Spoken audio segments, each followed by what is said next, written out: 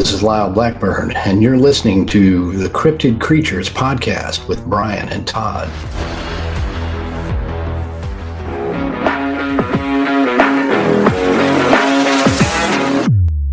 This is the Cryptid Creature Show. I am Brian, and with me as always, my co-host Todd. What's up, buddy? Brian, my friend, how the heck are you today, brother? Fantastic. Today, we are going to do another missing episode. I haven't done one of those in a while. It has been a while. We got to keep doing these once in a while. I think some of our listeners actually like these. We've had people comment. No. We're going to do missing episode today on D.B. Cooper. He is missing. He is missing. And we always like to relate these missing episodes with possible cryptids being involved. You know, D.B. Cooper went down in the Pacific Northwest on a parachute at nighttime and somewhere in the middle of nowhere. So who knows? Maybe something got a hold of him. Maybe a dog man found him. Maybe a Bigfoot got him. You never know. So maybe Bigfoot. Yeah, who knows? We'll give our little opinion on D.B. Cooper and what we thought happened about him. We got a couple little interesting points maybe that we can bring up. So, but before that, we dropped episode 175 just recently. And within that episode, we talked about the Mayaka Skunk Ape photos. And with that, this woman took a couple photos of the skunk ape in her backyard. She was only like 10 yards away from it. And she sent along with those photos, she sent a letter to the Sarasota Police Department describing what was going on, what she thought was going on, and needed help or asked for them to look into it. So, Brian, you're going to read the letter. And then when we're done with this episode, I'm going to post the letter and the pictures of the skunk ape on our website. So you'll have to go to cryptidcreatures.net and check that out if you want to see those pictures. Heck yeah. And they're good too. They are good. They're not blurry. They look like something. There's eye shine and everything. You don't want to miss that. Yep, it's good. So listen to episode 175. We talk about it, and then go to our website, cryptidcreatures.net, and we'll put the pictures and this letter on there. But Brian, why don't you go ahead and read that letter, and let's hear what that woman had to say. All right. Well, here's the police report that the officer filled out. Suspicious incident. It says, I received an unusual letter addressed to the sheriff's office, Animal Services. The letter told of an encounter with a monkey or ape and contained 2 photos. The letter was anonymous. Dear Sir or Madam, enclosed, please find some pictures I took in late September or early October of 2000. My husband says he thinks it's an orangutan. Someone missing an orangutan? It is hard to judge from the photos how big this orangutan really is. It's in a crouching position in the middle of standing up from where it was sitting. It froze as soon as the flash went off. I didn't even see it as I took the picture because it was so dark. As soon as the flash went off for the second time, it stood up and started to move.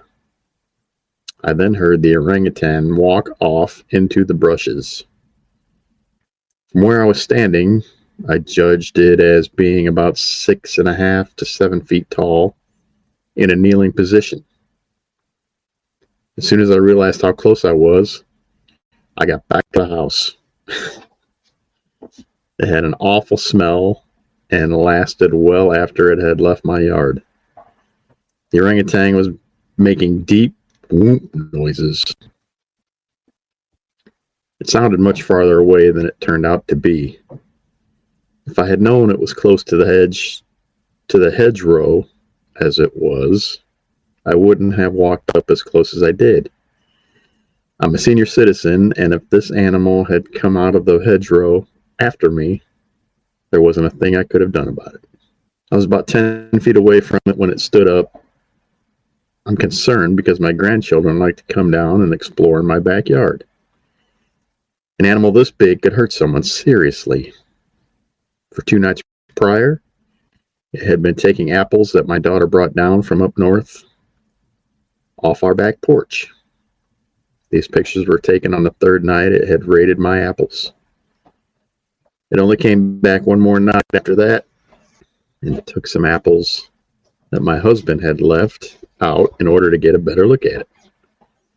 We left out 4 apples. I cut 2 of them in half. The orangutan only took the whole apples. We didn't see it take them. We waited up, but eventually had to go to bed. We got a dog back there now, and as far as we can tell, the orangutan hasn't been back. Please find out where this animal came from and who it belongs to. It shouldn't be loose like this. Someone will get hurt. I called a friend that used to work with animal control back up north, and he told us to call the police. I don't want any fuss or people with guns traipsing around behind our house.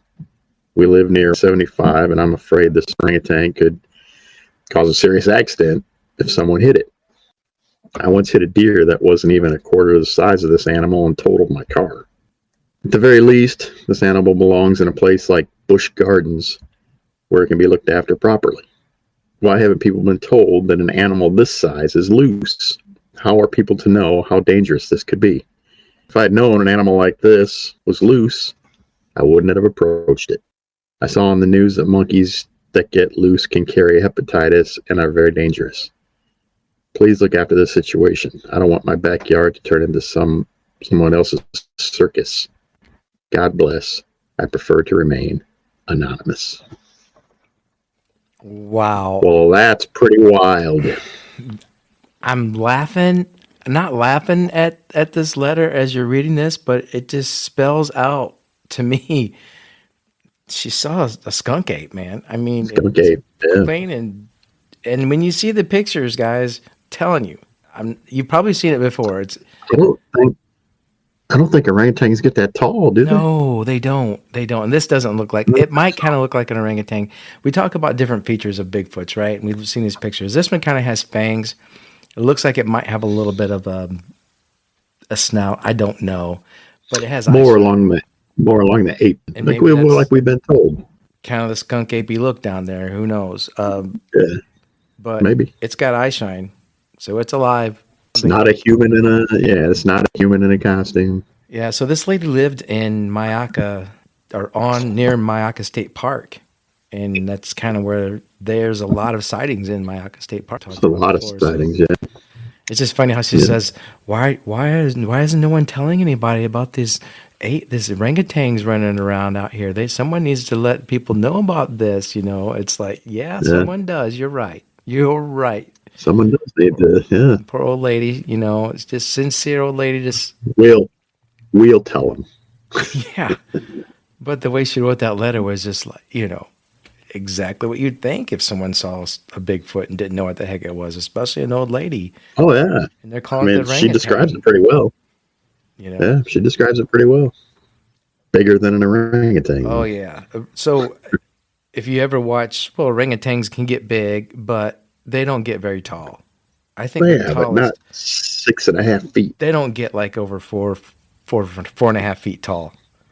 I really don't think. If you ever watched the movies, Every Which Way But Loose with Clint Eastwood and Clyde. Clyde wasn't that tall. Clyde's like 3.5 feet, maybe. You know what I mean? Orangutans don't get that tall. Very interesting. So you guys, again, check that out on our website, cryptidcreatures.net. You can see the letter and the photos, and you will be impressed, I promise you. Oh, yeah, for sure. All right, well, let's roll into our missing episode tonight, Brian. We're going to talk about D.B. Cooper, the infamous D.B. Cooper.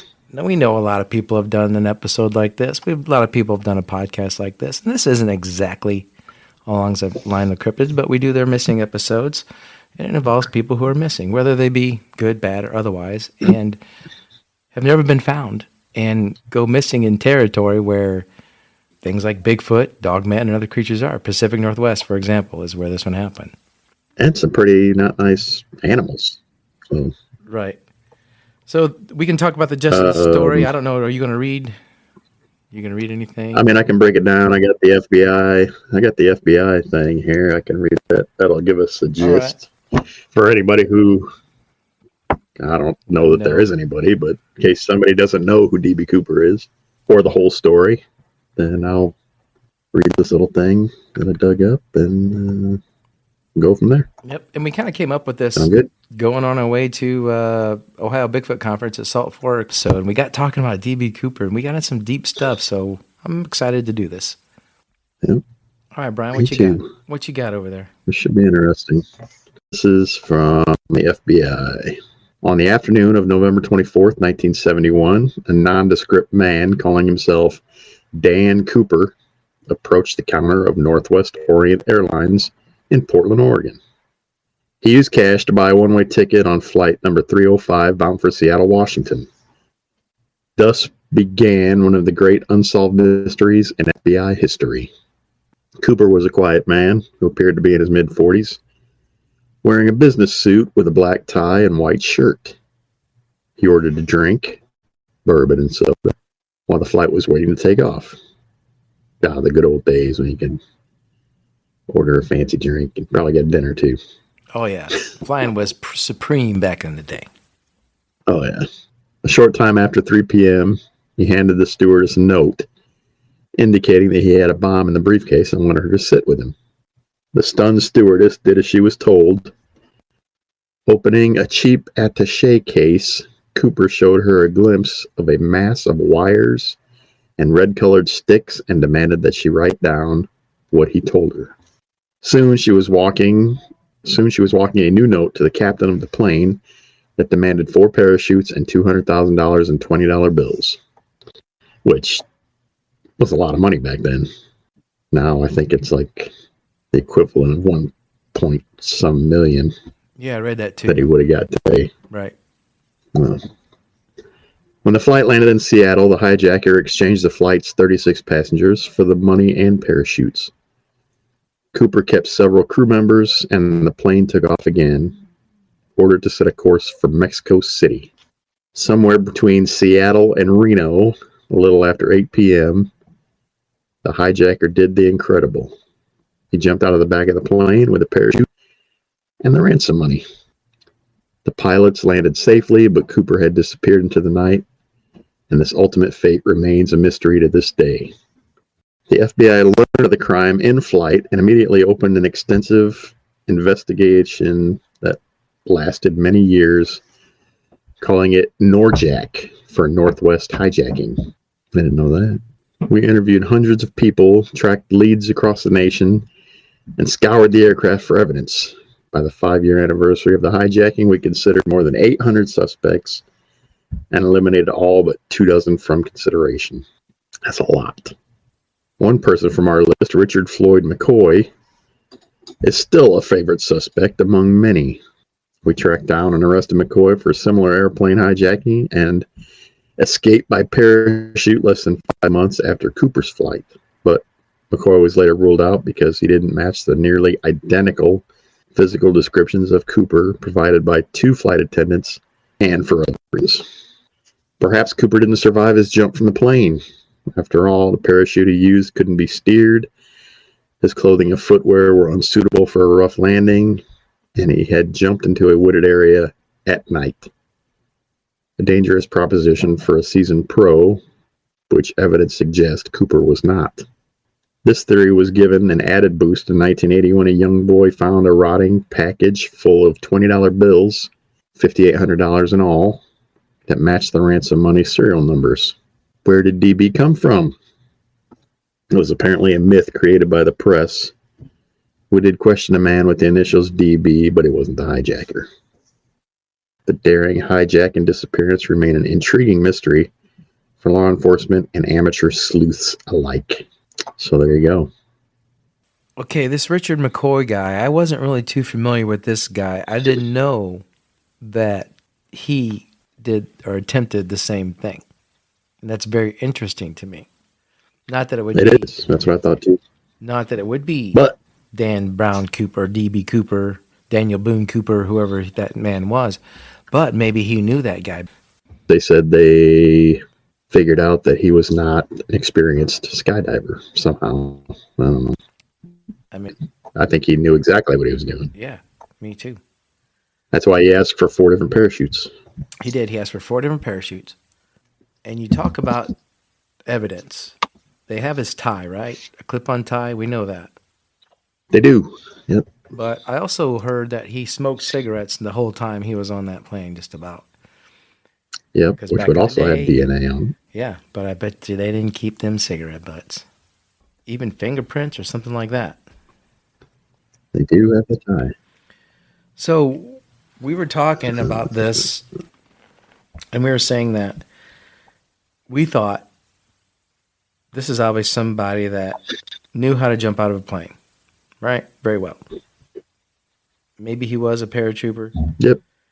Maybe he just maybe could And knew the aircraft because he asked for that plane.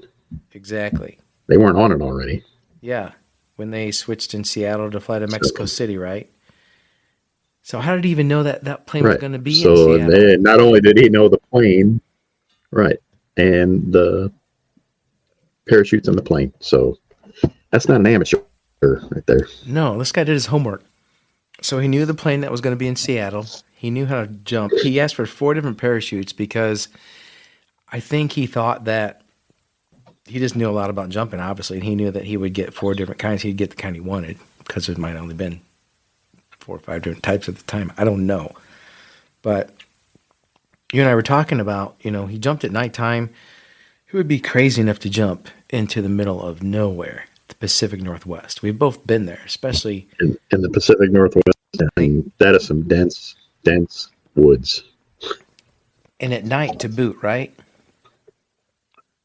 Why did he choose a night flight Yep. to do it? Why wouldn't he do it at daytime? It's easier to find him, see him jumping out, probably, right? But we were talking about this. I don't know. I think he still could have got away in the daytime too. They found that money where? It was on a small beach on the Columbia River, was it not? It was right on the shore of the Columbia River. Yeah. Mm-hmm. Do we have like a general? Yep. Do we have a more specific area, like we can see it on a map? Was it close to Portland? Was it Um. the Washington side, the Portland side? Hang on. I'll find it. In 1980, a small portion of the ransom money was found along the banks of the Columbia River near Vancouver, Washington. So it was on the Washington side. Discovery of the money renewed public interest in the mystery, but yielded no additional information about the hijacker's identity or fate. And the remaining money was never recovered. We think this guy jumped at nighttime because, for one, not to be seen, and two, we think he timed this so he was looking for lights down near Portland or Vancouver along the Columbia River where this guy could land, and if he needed to, he could land in water and not in the trees, right? Yeah. So we're kind of Right. thinking that, And he could have had a boat sitting there. he could have had a boat waiting on him. That's probably exactly what he did, Brian. He probably jumped into the down by and got in a boat and they took off. That way there's no vehicles, Yeah. nothing. Because if you think about it, I mean, how many times did this guy in the daytime take a flight like that just to time it? He would have had to, right? To time where he's going to jump. If he takes it in the daytime, he can see out the windows. He can time from the time the plane takes off to the time it gets to a certain point, and then he can jump out right there. He can know his daytime where he's going to be. And nobody knows his real name. From time of takeoff, exactly. So he timed that during the day, and he probably flew it a couple times at night too. He probably at least flew two times in a day and twice at night to get his bearings. And he probably used just to get the feel for it. Yeah. some kind of light feature to gauge to land toward, whether it be some kind of beacon or a building or something that he could see from the plane as he got lower. Right. And there he was. Yep. So he probably lived in that area, right? Mm-hmm. We're thinking he lived around that area. I think he would have had to have been from Seattle or something. Yeah. I think what they should do. What's the base up there by Seattle that kind of? Well, we've had a couple people that live around there and seen Bigfoot up there. Do you remember the name of that base? Fort Lewis. So this guy could have been at Fort Lewis. He could have been learning how to jump out of planes for, I guess, the Army, whoever, living in Seattle from the area. Yeah. From the area, yeah. So I say you find anybody that went to Fort Lewis prior to that time who also may have plane to and fro several days before this happened, or at least within a week this happened, that normally didn't ride back and forth. I'm sure they've probably done that. You would think that they've done that, right? I would hope, but you never know with the FBI. We're not FBI agents. You know, they know everything, you know. I mean, we're not FBI agents, but I would think they would think about it. Right. So any of you FBI guys that are listening to the show, if you didn't do that, get with it. Yeah, go back and do that. Check that out, please. That's right. I mean, I would have saved the cigarette butts. I'm sorry. Did he leave? I think they did, but I'm sure they're long gone by now. I wonder if he left. Did it talk about the briefcase? Did they leave that behind? It didn't talk about it, did it? No, not the briefcase. No, just the tie and the cigarette butts. No, I think, I think he took that with him. Because he didn't leave it. So why would he leave it? If it's a fake bomb, if he would have left it on the plane, they would have found it. They'd have been like, yeah, I didn't even have a real bomb. Mm-hmm. Well, I wonder how the other guy, that McCoy guy, tried to hijack a plane. I don't know, but I bet he didn't do it the same way D.B. Cooper did it. Richard McCoy Jr., military personnel. Born December 7th, 1942. He was a helicopter pilot. There you go. In 1972, Richard Floyd McCoy hijacked a United Airlines flight, parachuted from the plane over Utah with some ransom money. Here's how the FBI tracked. Okay, now if you look at I said it was shortly after. Dude, look at a picture of this guy. Tell me that doesn't look like a D.B. Cooper drawing. Oh, yeah. It kind of does. Now, how did they say? Why would they say he didn't then? He looks very much like the D.B. Cooper. They said he didn't. They said he didn't look anything like the. He looks damn near exactly. In that picture, he sure does. You're damn right he does. That's D.B. Cooper right there, Richard Floyd McCoy. Yeah, missing the picture right here, and yeah, hold that up again. Tell me that doesn't look like the same haircut, the same ears, the same nose.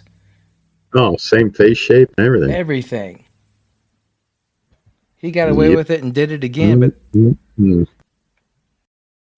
You're listening to the Cryptid Creature Show with Todd and Brian. We're glad you're here, and we hope you're enjoying the show. Don't forget to visit our website at www.cryptidcreatures.net. By becoming a member, you'll get access to exclusive videos, members-only episodes, early, unedited, ad-free releases, and even a shout-out on an episode.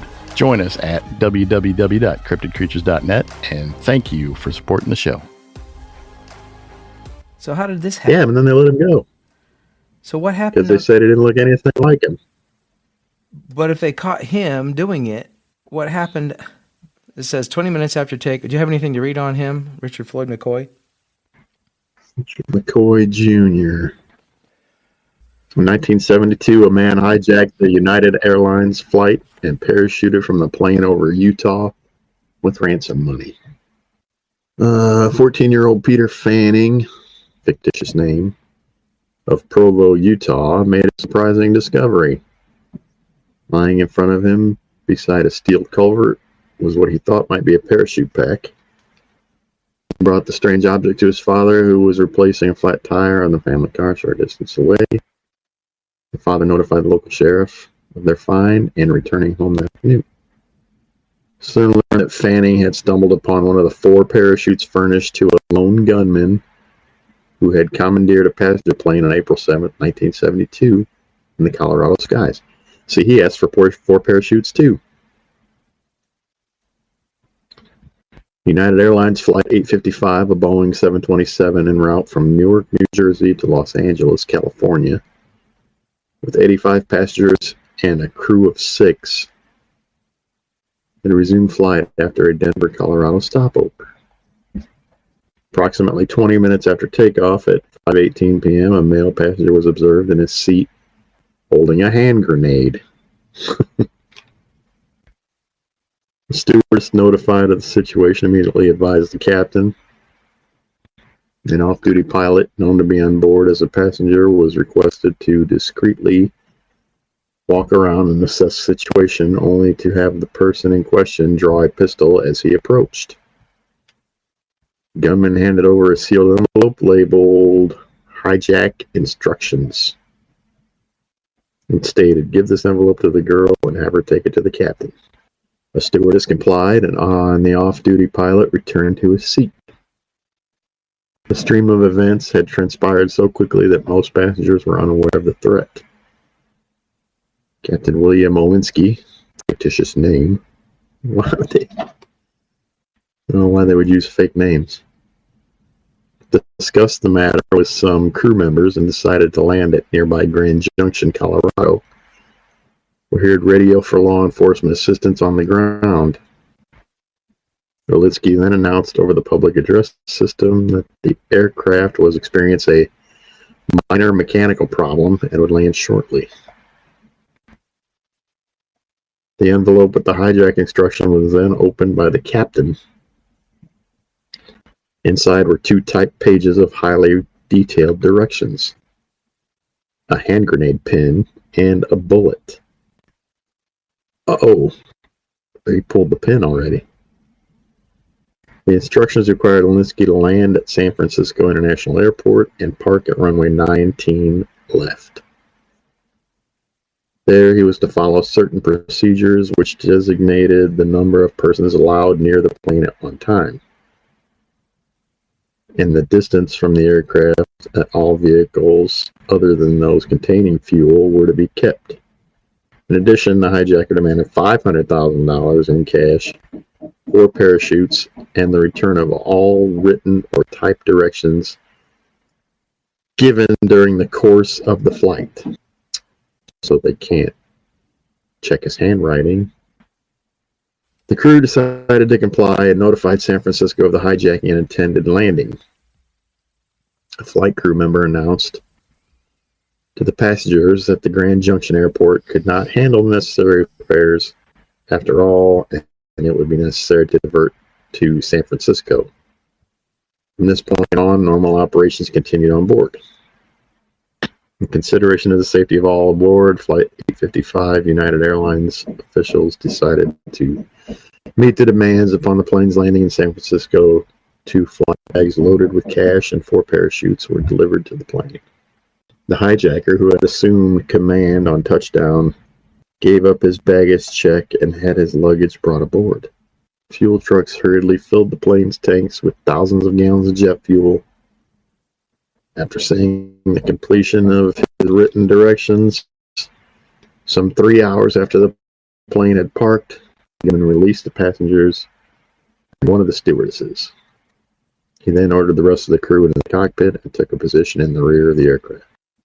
The hijacker then used the intercom to summon a stewardess. He gave her another set of flight instructions, telling the pilot to take off toward the east, climb to 16,000 feet, and fly precisely at 200 miles per hour on a course that would overpass several specific Utah communities. The messages, now hand-printed between hijacker and pilot, were sent with increasing frequency, always using the stewardess courier. The cabin was ordered depressurized, and the gunman warned that if any pursuit planes were spotted, he would detonate a hidden explosive device after he had jumped, before the plane could be landed. The hijacker opened his luggage and covered the peephole between the cockpit and the cabin. Observed by Second Officer Floyd Smith, fictitious name. There was slight space under the cockpit door. The hijacker quickly put on a jumpsuit helmet and parachute. Once he had shut off the cabin lights to better view the ground, the gunman decided to be kept abreast of wind, ground, and air speeds, altimeter settings, and sky conditions. After the aircraft passed over the last Utah community of his prescribed course, the hijacker sent no more notes. Hoping the incident was over, a stewardess entered into the passenger area and determined that the gunman had indeed bailed out with the ransom into Utah's darkened skies. 5 hours after the hijacking began, the weary crew headed to nearby Salt Lake City International Airport. The FBI immediately searched the plane's evidence upon its landing. Any object the hijacker may have touched was examined. an array of materials such as seatbelts, gum wrappers, cigarette butts, and a copy of United's passenger publication, Mainliner magazine, was gathered by agents. One hand-printed note the hijacker neglected to take with him was also sent to the FBI laboratory in Washington, D.C. for closer scrutiny. Interviews with crew members and passengers traced the hijacker's steps from the moment he boarded. One stewardess recalled the subject was flashily dressed. Other passengers and crew members and crew remember a passenger agent had entered the plane after all had boarded at Denver to locate the owner of an envelope left in the waiting room.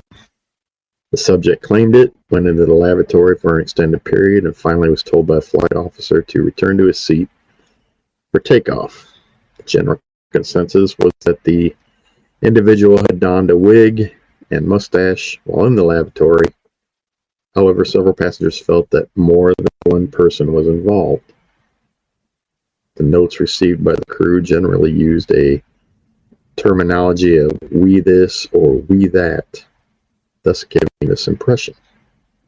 A search of the countryside in the vicinity of the Provo, Utah airport was conducted, since evidence indicated that the hijacker had bailed out in the area. At approximately 2 a.m. the next day, FBI agents, Provo City Police, and the Utah County Sheriff's Posse lined up some 20 to 30 yards apart and combed the surrounding fields. The night dragged on with no new leads being developed. Within a few hours, though, area residents woke up to news of the hijacking. A Salt Lake City officer of the FBI received a telephone call before noon from a concerned citizen who said an acquaintance had outlined a foolproof plan for hijacking an airplane. The acquaintance, Richard Floyd McCoy, Jr., was a Vietnam veteran, a helicopter pilot, and an avid and capable skydiver. McCoy, 29, was reportedly a member of the Utah Air National Guard and a police science major at Brigham Young University. In addition, McCoy was generally known to have serious financial problems. The Department of the Army was requested to furnish samples of McCoy's handwriting from its records to the FBI laboratory, since the citizen, in a more detailed personal interview, provided additional valuable information. Well, there you go. First thing I'm going to say, you look at this guy's picture, D.B. Cooper, right? Oh, yeah. I mean, no doubt. Why did they not consider this guy to be D.B. Cooper? I don't know. It said supposedly he didn't match the stewardess's description and other things. They didn't say what the other things were, but... Okay, so number 2, he hijacks a plane, demands money, 4 parachutes. Very similar. Yep, exactly. Well, he used a hand grenade instead of a briefcase bomb. Yeah, it was easier to carry. Probably wasn't real. Mm-hmm. Neither one was real. Okay, think about this. I looked where it said he landed near the Provo airport. That is right near Salt Lake. It's right on Salt Lake. So he either was the biggest copycat in the world and knew so much about the D.B. Cooper case at that time, 1 year later, not even a year later. Yeah, but they wouldn't have had that much detail out after just a year after the hijacking. That's what I'm saying. He wouldn't have known to do this stuff, to be a copycat. Right. This man was your D.B. Cooper, Richard Floyd McCoy Jr. Yeah. You look at his picture, he got away with it once. Why wouldn't he try it again? More money. And why would he land in an airport that's near water? Both times. Yeah. And he's got the skills. I mean, he's got all the skills that it would take to do it. And he was a seasoned skydiver. He was a pilot. He was, seems to me like I'm calling it. They had their man, but they let him go. We solved it. It's Richard Floyd McCoy Jr. You are D.B. Cooper. Done. There you go. We fixed it. Absolutely. Now what happened? I wonder what happened to that dude later on in life, though. We'll have to figure that out. I'm sure he's dead by now, but he got away with it twice. On April 9th, a federal complaint was filed charging McCoy with aircraft piracy and interfering with flight crew members. Later the same day, an arrest warrant was obtained and McCoy was taken into custody by FBI agents at his Provo home. He lived in Provo. Agents examined the accused's homes under a search warrant and uncovered various articles of skydiving equipment, an electric typewriter with key impressions matching those on the typed hijacking instructions, and $499,970 in U.S. currency. A federal grand jury in Salt Lake City indicted McCoy on April 14th. 2 months later, McCoy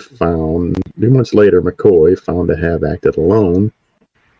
He was tried in the U.S. District Court and found guilty despite his claim of innocence. He was subsequently sentenced to a term of 45 years. McCoy appealed the decision to the U.S. Supreme Court, which denied the petition on October 1973. So they got him for that one, but they didn't get him for the D.B. Cooper one. So he did 45 years in prison. So did he die in prison, or what happened to him? I don't know. Doesn't say. That's where it stops. Interesting. That was D.B. Cooper, man. That was him. Why did we not make this connection? I don't know. That's what it looks like. Why didn't they make the connection? They're the professionals. That's what I'm saying. Why didn't we, being the country of the United States and our government and who we knew? Oh. I mean, come on. Oh, man. It's right in front of your face. I don't know. Did they look and see if he used to live? I don't know. Did they Either he was. Lived in Portland or Vancouver or anywhere near that area too? I bet he did. I wonder if he trained at Fort Lewis. That's a good question. DB is my dad. FBI reopens DB Cooper case. Her son hands over DNA and bombshell parachute and logbook evidence. McCoy's wife confessed to helping him plan the DB Cooper heist before her death in 2020. There you go. Richard Floyd McCoy was a Vietnam veteran and experienced skydiver who carried out an almost identical skyjacking 5 months later in April 1972. Oh yeah, they got the pictures side by side. That's him. Okay, so I'm reading something about he escaped from prison in 1974, and then they found him at his home, and he fired at agents, and they killed him. On Wikipedia? I don't know. This is crazy. I wouldn't believe anything on Wikipedia. This is crazy. But if you guys look at, I'll post this on our website too. You can't believe Wikipedia, man. They won't even let college kids use that anymore. So if he spent 45 years in prison, 1974, he would have gotten out. Hang on, let me see. He probably died in prison if he was like 40 something then. Well, he was 29 when he did in 1972 when he did the second one. He was 29. He didn't look 29. None of those people did back then. They all looked old. They all looked old back then, man. Okay, here we go. Richard McCoy was convicted of air piracy in June 1972 and sentenced to 45 years in federal penitentiary. On August 10th, 1974, McCoy escaped from the federal penitentiary in Lewisburg, Pennsylvania, along with 3 other prisoners. He was killed by FBI agent Joseph Smith in November. In a shootout. Yep. Mm-hmm. D.B. Cooper. After robbing a bank. There you go. D.B. Cooper. I know, man. And they even have them right side by side. I just can't believe that they were like, meh, I guess not. Meh, that's not him.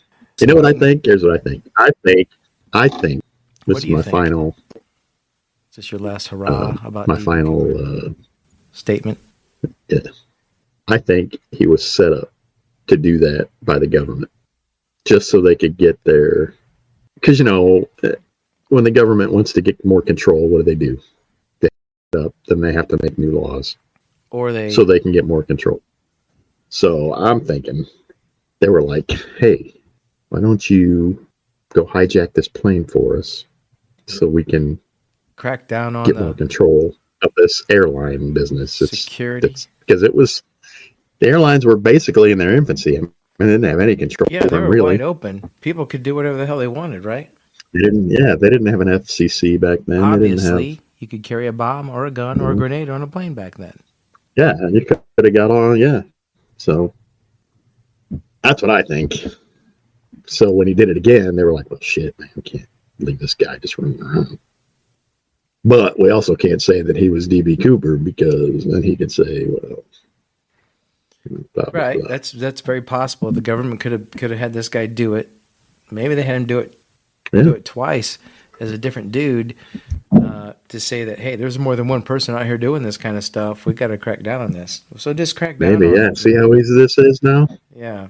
See how easy this is now? It's all right. We got to make new laws. And then maybe they let Here's him the escape FCC. so they could find him and shoot him and kill him so he wouldn't talk. Or sorry, the FAA, not the FCC.